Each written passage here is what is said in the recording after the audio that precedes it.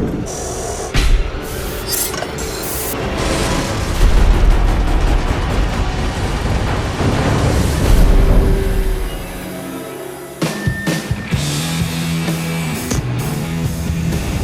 name is Tony Swatton. I'm a blacksmith.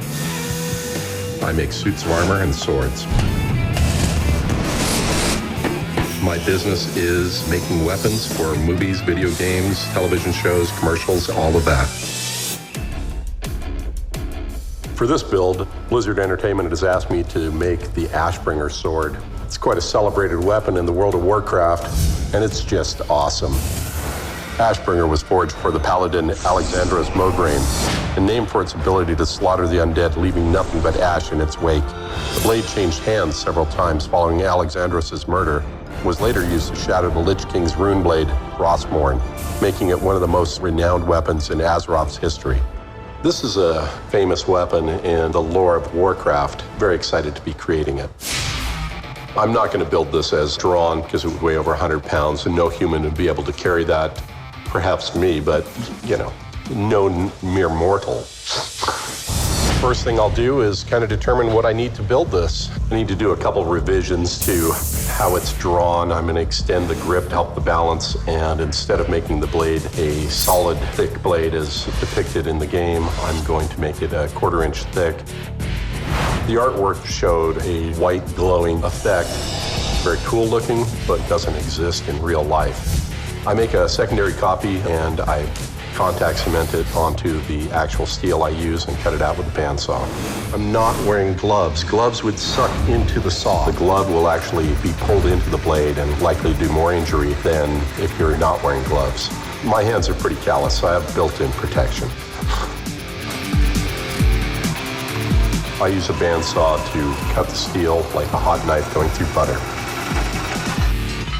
With this width of blade, I'm not going to be able to do this tight a radius easily. So I'm going to hand this off to Brian, and he will use a plasma cutter. Let's play with the power of the sun. 35 million degrees! It's 45,000 degrees, Brian.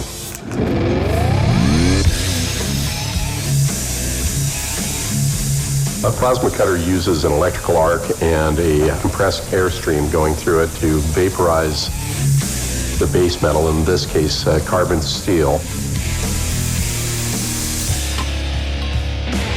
At that point, I take it over to the belt grinder and grind it to the shape I want just by eye.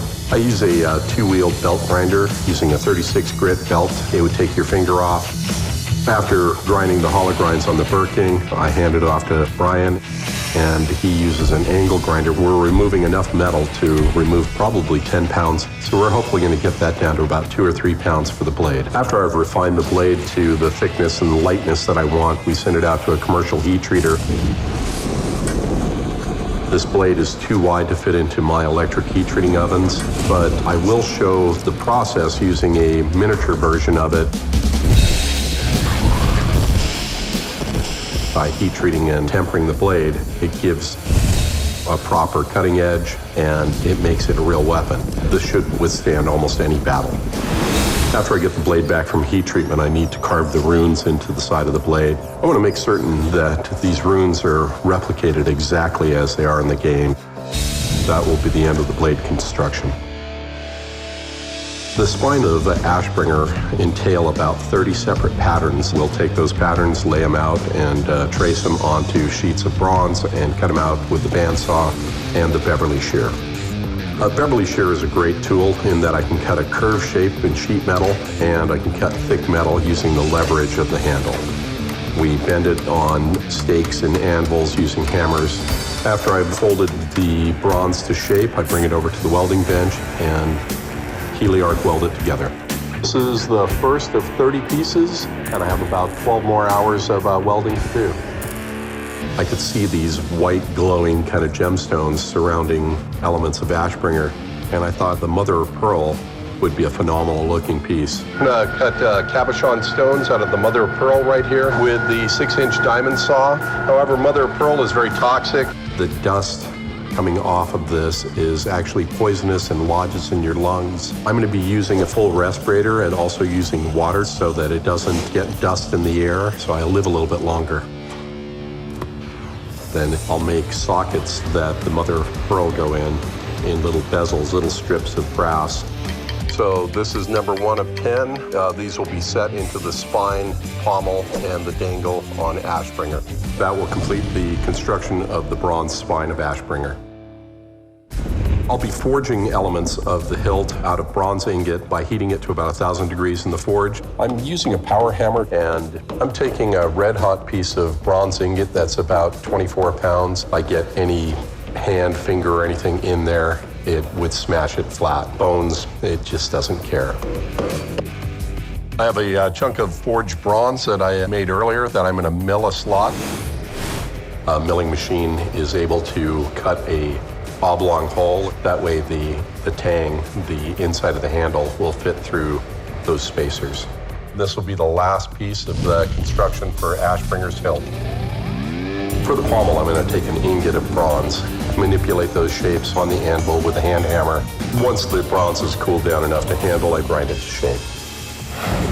Okay, I've forged the bronze portion of the pommel.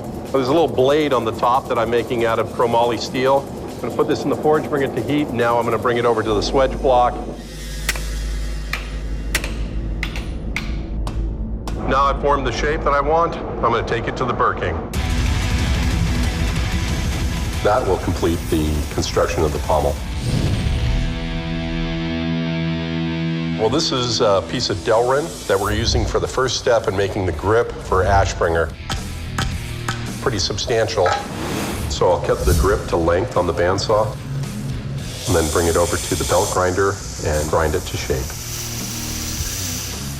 The finishing touch on this is to cover the grip in red leather that matches the color for what we're calling the spine elements. A little detailing with some crisscross leather, and this grip will be done. Once I've created all the elements, the final stage is to put it all together. I've built Ashbringer in a modular manner. I will lay the spine onto the blade. This looks so good. It all gets slid together like a shish kebab. The hilt all stacks together and the grip stacks on top of that. This is the final stage. If I'd made it solid, probably be 250 pounds.